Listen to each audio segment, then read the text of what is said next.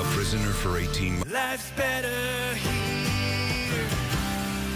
There's a town we know, the future's right, and there's no place better to live our life. It's where we work and where we play. We laugh and love, and it's where we'll stay.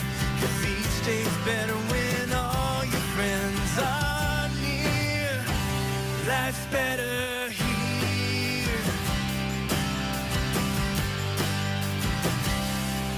Yeah, in my hometown, we look out for each other with a helping hand to each sister and brother. Got some good things going with these neighbors of mine. Gonna make the world better one heart at a time.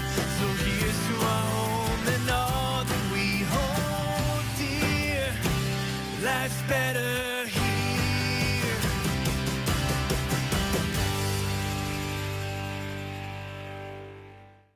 The Doctors, weekdays at noon on NBC 24.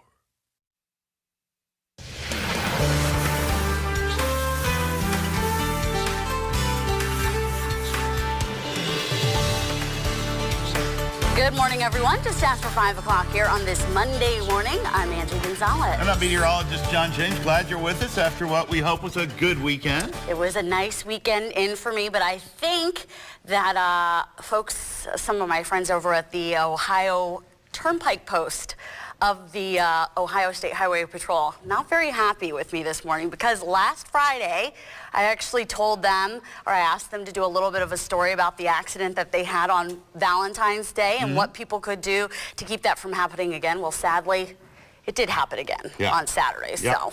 The snow Saturday, a little bit of a warm-up yesterday. We got to 30 degrees. Hope you enjoyed it because the bitter cold is back. We've had a wind chill advisory in effect until noon tomorrow, and more cold headed our way. Downtown, it is 0 with wind out of the north at 5. It feels colder than that. Wind chill advisory, they only issue those when you got wind chills of 10 to 20 below 0, and yes, that is in effect until noon on Tuesday. So the bitter cold is back after a bit of a break yesterday. As we head through the day today, we're going to see plenty of sunshine, but the cold just keeps coming. Single-digit highs this afternoon. And we're going to see some snow develop tomorrow. It's another shot, a reinforcing shot of cold air headed our way. That's right. The cold keeps coming. The snow keeps coming. The wind as well. Coming up in your 10-day, we'll talk about whether we see any changes in the medium-range forecast headed our way, a warm-up. Yeah, that's straight ahead. Angie, back to you. All right, and happening right now, should mention that we already have school delays running at the bottom of your screen. You're going to see them there throughout the morning. But the Ohio Department of Transportation has announced an update to a bridge replacement project happening along State Route 281 in Wood County. Starting today through May, State Route 281 is going to be closed between State Route 25 and So Leather Road while work takes place. So drivers who frequently use that roadway can use State Route 25, US 6, and or State Route 99 as another option.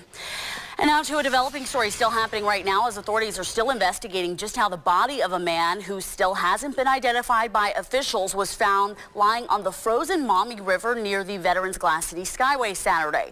According to Toledo police, the body was spotted by a 14-year-old boy who just happened to be walking across the bridge around 7 p.m. Saturday. A water rescue team was then called to bring the body ashore. An autopsy is scheduled to take place later today. Meanwhile, also happening now, the father of a 3-year-old Toledo girl is preparing to appear in court for the first time this morning. 27-year-old Michael Reyes is accused of shooting his own daughter in the stomach on Saturday. And as NBC 24's Jim Nelson reports, this is far from his first offense. In South Toledo, word has spread quickly. The father of 3-year-old Kaylee Reyes is now in jail, charged with shooting his own daughter in the stomach. Court records say Michael Reyes admitted to police that he was in possession of a handgun when it fired, sending a bullet toward Kaylee. At this point, police have not said what led to the gun firing or if there was any intent to fire it. What we do know is that the 27-year-old Reyes is officially charged with negligent assault and the unlawful possession of a weapon. Unlawful because Reyes is a convicted felon, found guilty on 2 separate occasions, felony assault for a 2009 incident and domestic violence in 2013. This incident happened Saturday at 533 Prouty Avenue. I spoke with a longtime resident of that same block. He agreed to appear on camera under the condition of not showing his face and disguising his voice. Well, I think it's a shame, really. That something like it would happen down there. 39 years ago, it used to be a wonderful place to live. Now everything has changed. It's changed for the worse. Do you feel safe here? No, I do not. And it's a shame a man that's 69 years old has to be afraid. Has to be afraid of everything. Jim Nelson, NBC 24 News. Again, that was our Jim Nelson reporting. It's unclear what led up to the shooting again, but little Kaylee Reyes remains in critical condition at Mercy St. Vincent's. Michael Reyes is being held at the Lucas County Jail and his arraignment is scheduled for 9 a.m. this morning. Meanwhile, officials with the Ohio State Highway Patrol are now investigating yet another fatal crash along the same stretch of the Ohio Turnpike where a mother and her unborn child were killed last Saturday. This time, however, it happened in the eastbound lanes near mile marker 119. According to their initial investigation, troopers with the State Patrol's Milan post say that 21-year-old Jose Ramon Leal Jr. lost control of his car, slid off the roadway, hit a guardrail, and then bounced back into traffic. He was then hit by two other passenger cars and a semi and was pronounced dead at the scene. Authorities are still investigating but say that the roadway was slippery and wet. And now to a follow-up story, as a long-standing lawsuit between residents of Clyde and Whirlpool may now be over, at least for now. Over this past week, a lawsuit has been dropped against Whirlpool by the families of dozens of children who became cancer-stricken due to a contamination they alleged happened at Whirlpool Park. Now, the lawsuit filed back in 2013 said that a suspected cancer-causing chemical came from Whirlpool's factory, which is to blame, they say, the complainants is to blame for 3 deaths since the mid-1990s. But the owners of the contaminated land previously owned by Whirlpool say they plan to keep investigating the case. Happening now, 2 finalists vying to be the next president at the University of Toledo will be on campus for interviews this upcoming week. And this week, both Sharon Garber, Provost and Vice Chancellor for Academic Affairs at the University of Arkansas, and Christopher Howard, the president of Hampton-Sydney College in Virginia, are going to be on campus. The search for the new president comes nearly 10 months after the former Toledo president, Dr. Lloyd Jacobs, stepped down last June for work with a global economic development organization in Washington, D.C. Well, 2-term Ohio Governor John Kasich has been considering a run for the Republican presidential nomination in 2016. Now, he spent some time last week in South Carolina, an early primary state. Officially, he's calling for a balanced budget amendment, a project that he's been working on for years. But Kasich is also tiptoeing around the possibility that he might make a bid for the White House. I have all my options are on the table, and it's a process that I, have really not spent an enormous amount of time studying internally. But look, I'm not saying I won't. I'm not saying I will. I'm leaving my options out there, and we'll just see how things develop. Whole lot of time before an election, but South Carolina's primary is the first Southern presidential primary. Other possible Republican contenders have been establishing their contacts there recently, including Kentucky Senator Rand Paul, Florida Senator Marco Rubio, and former Florida Governor Jeb Bush. Well, Homeland Security Secretary Jay Johnson laid out the implications of a looming shutdown for those governors on Sunday, and today he's going to do it with his employees. 30,000 would be furloughed if the department's funding runs out as scheduled later this week. The rest, about 85% of the workers, would be required to show up, but without pay. A funding bill has been held up in Congress, and lawmakers do return today from their President's Day break. Now to what's happening across America. The Somali terrorist group Al-Shabaab allegedly released a video in recent days calling for attacks on the Mall of America and other shopping centers in Canada as well as London. Boyd Hubert reports.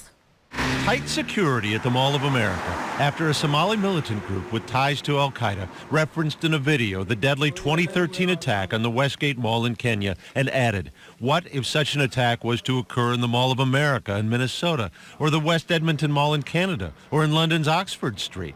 The unidentified male speaker appeals to supporters, hurry up, hasten towards heaven, and do not hesitate. Mall of America in Minneapolis, the Twin Cities, large Somali population there. Jay Johnson, Secretary of Homeland Security, this morning on NBC's Meet the Press. I'm not telling people to not go to the mall.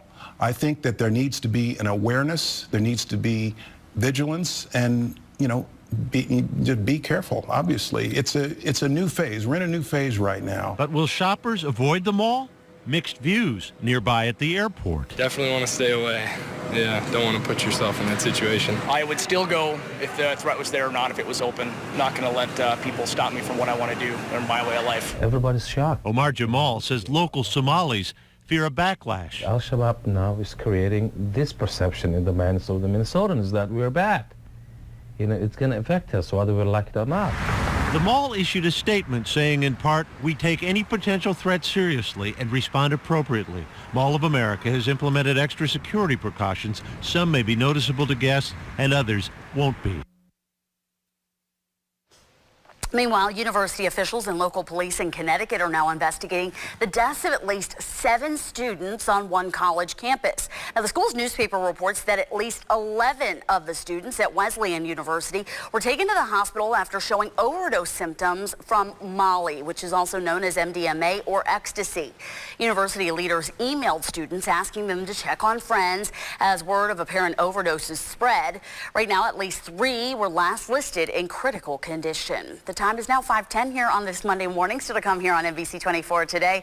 An Ohio officer has finally come home after being missing for nearly 2 months. Coming up more on K9 Carson's return home. Plus, an NBC favorite is back tonight for its 8th season. We're going to take a look at the latest season and a returning judge. That and more is coming up next. And we've got wind chill advisories in effect once again. More bitter cold, sunshine in your forecast as well. Some snow to talk about, too. How low will it feel? How much snow will we get? All the details coming up in your 10-day forecast after this.